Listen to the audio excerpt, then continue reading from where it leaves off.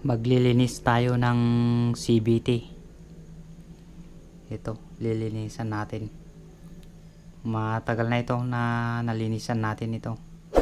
Kaya maglinis tayo ngayon. Kaya ito, buksan na natin itong mga tornilyo. Gamit lang tayo ng 8mm na socket wrench.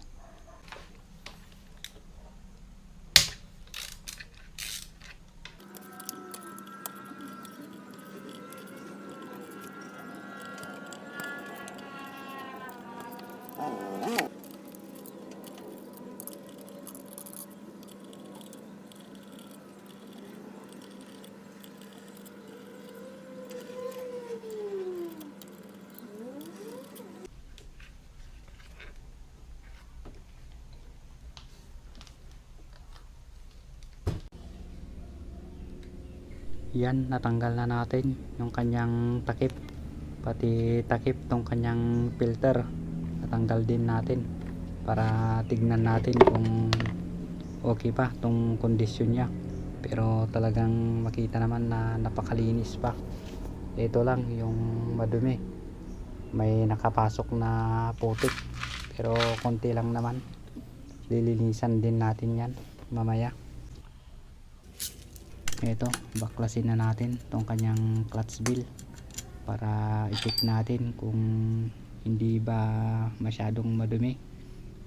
At ito, i-check din natin tong kanyang pulley kung maganda pa yung kanyang kondisyon.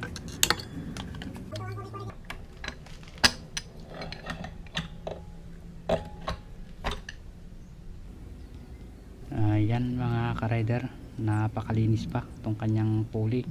Wala pa siyang malalim na parte, pero pag may malalim na parte itong kanyang pulley ay pwede nang palitan yan. Pero pag wala kayong pampalit, pwede pang magawan yan ng paraan.